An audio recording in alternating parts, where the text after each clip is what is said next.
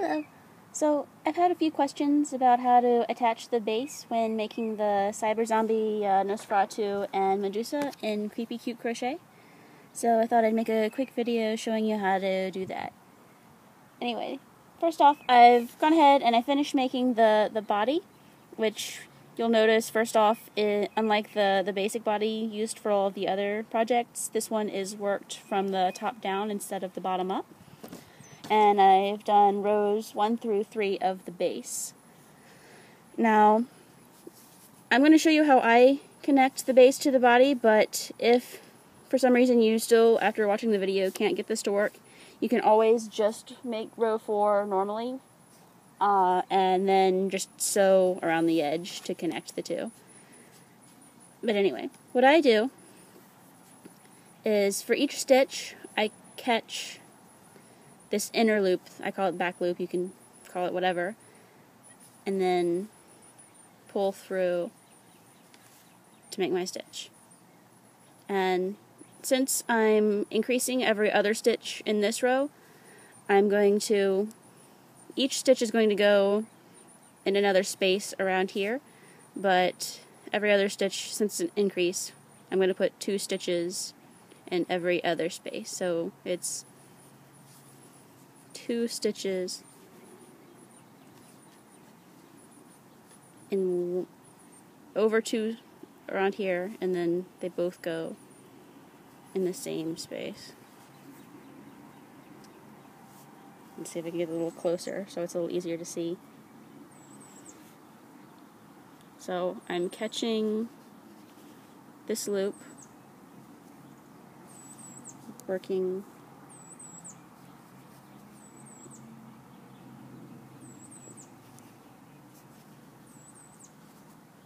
all the way through, catching just this loop,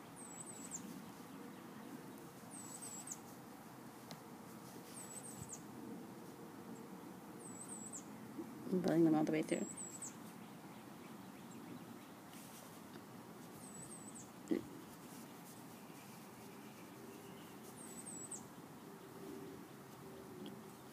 As you can see, I'm basically connecting this base to the body, and let's see if I can zoom in a little bit. I don't know if you can see this very well.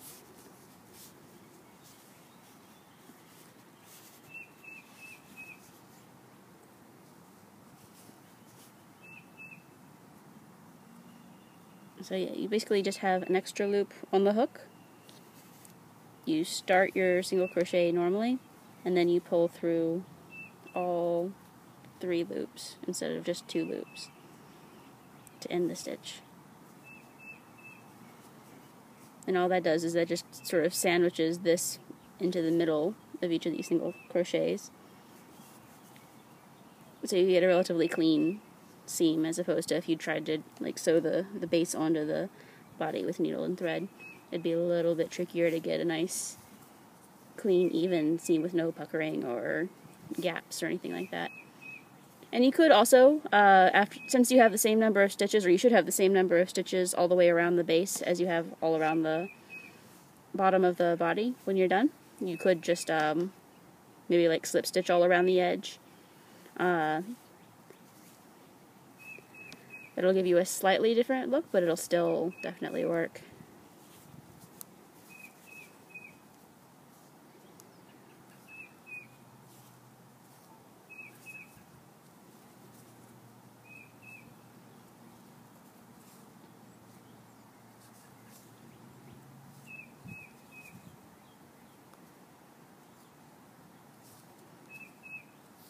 And what you're going to do is, once you get almost all the way around, I just pour poly pellets in through the gap to fill it. You can use like regular polyfill stuffing, or you can use, sometimes glass pellets work relatively well.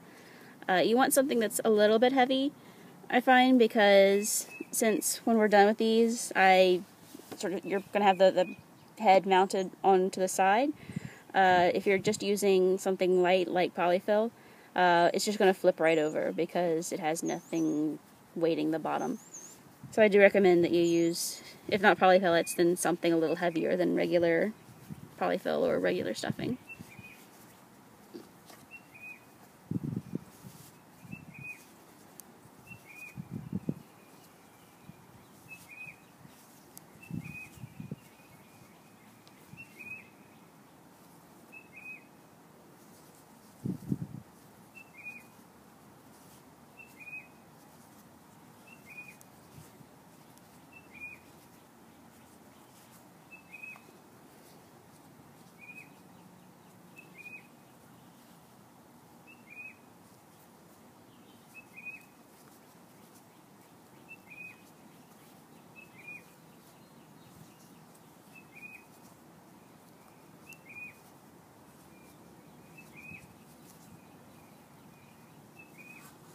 Okay, so I stop at about this point. It doesn't really matter. It's just you want to stop at some point where you can still sort of fit your finger in there.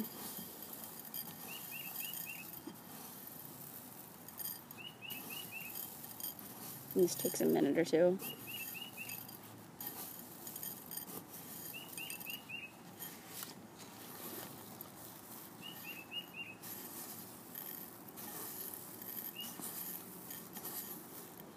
And to make sure it has enough weight, I sort of push them down to make sure that they're sort of compact in there. Because again, you want to make sure that this has a little bit more weight to it so the head doesn't make it too front heavy.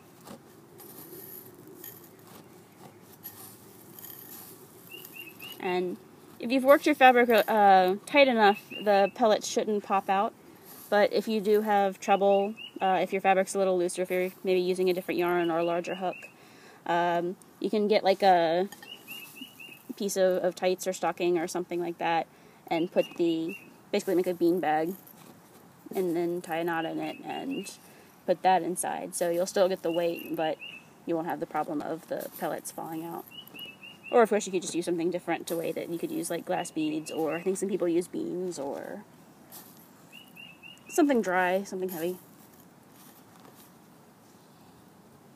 Alright, I think that's pretty full. Looks reasonably full to me. So I'll just keep going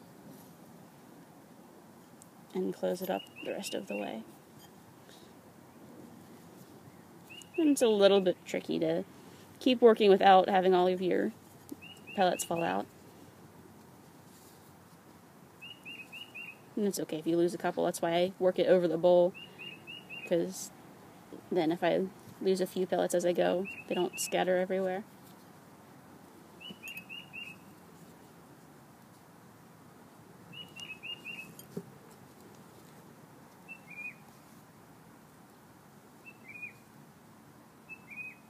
And this last stitch is a little tricky to get in there.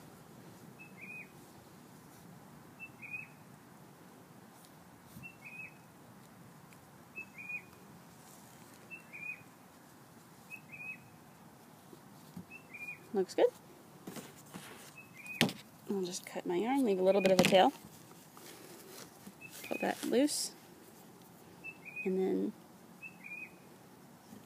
weave it in.